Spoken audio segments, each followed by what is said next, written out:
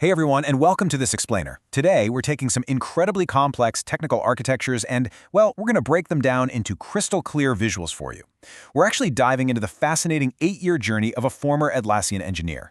We're going to unpack the high-stakes, massive-scale engineering it takes to build an enterprise platform totally from scratch. But we're not just stopping at the code. We're taking this all the way to the nuanced and, frankly, often messy human element of software engineering. Because, at the end of the day, systems are built by people, right? You are drinking from the fire hose. Ever heard that one? It brilliantly illustrates exactly what it feels like to join a high-caliber enterprise engineering team.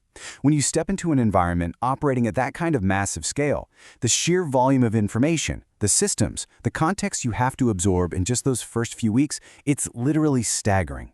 You aren't just learning a code base, you're trying to wrap your head around an entire ecosystem of interconnected platforms. So here's our roadmap for today's explainer.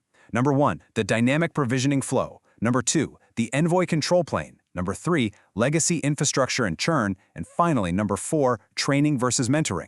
Let's get right into it. All right, part 1, the dynamic provisioning flow and building an open service broker. Okay, picture this. You've got thousands of internal developers who just need to get their applications online. You absolutely cannot have them submitting manual IT support tickets every single time they need a load balancer configured. I mean, that would bring the whole company to a grinding halt. The fix? An open service broker. Basically, it's a self-service web app that lets internal developers provision their own edge infrastructure dynamically. And here is the exact asynchronous flow that makes this self-service magic happen via a fast API application. Step 1. The client, our internal developer, requests a provision. Step 2. Now the web server doesn't actually do the heavy lifting itself. Instead, it drops that task into an Amazon SQS queue. Step 3. A background worker picks up the task and executes the provisioning asynchronously. We're talking things like creating DNS records or CloudFront distributions.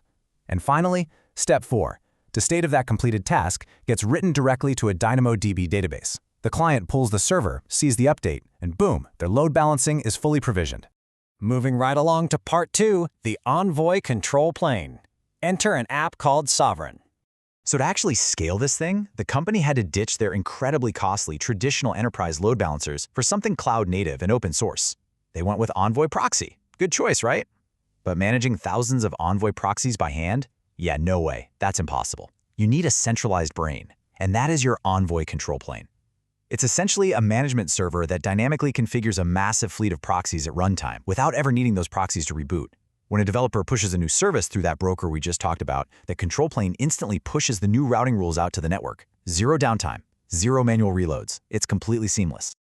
Now here's the absolute genius of how they actually built this control plane, this internal app they called Sovereign. To generate all these super complex routing rules, Sovereign uses this brilliantly simple rendering logic. It takes context, which is all that dynamic data we just parked in DynamoDB, plus some extra data from S3 buckets, and it feeds it right into predefined templates for Envoy clusters, routes, and listeners. So context plus templates equals valid dynamic Envoy configuration. The internal dev just drops in a few simple parameters, and Sovereign does the entire heavy lift to generate the complex network rules.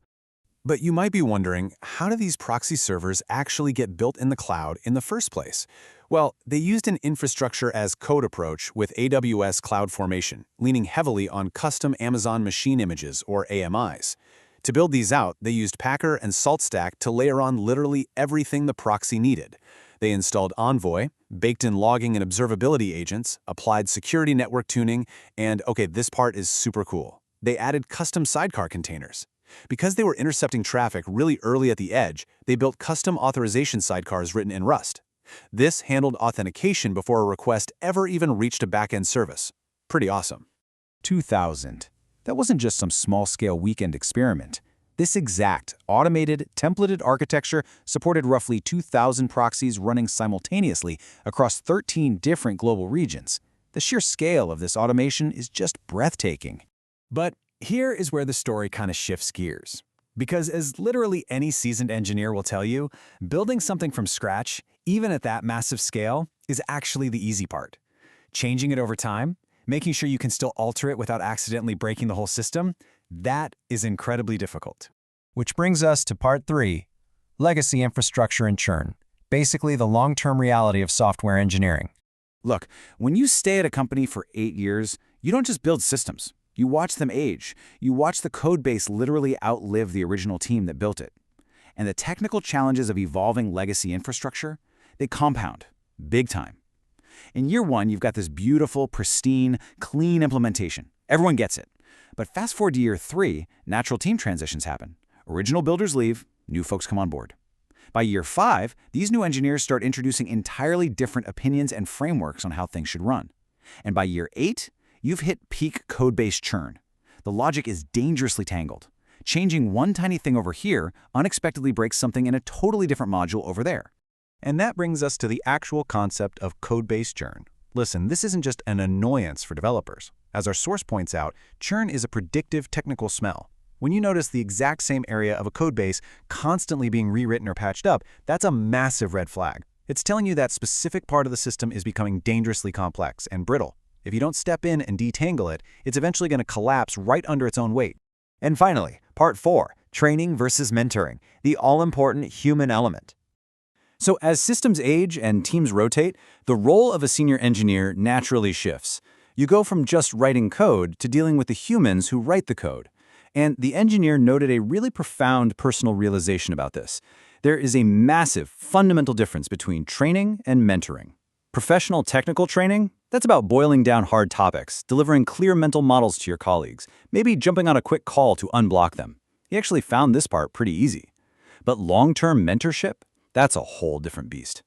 Mentoring an intern means delicately balancing their autonomy with your guidance.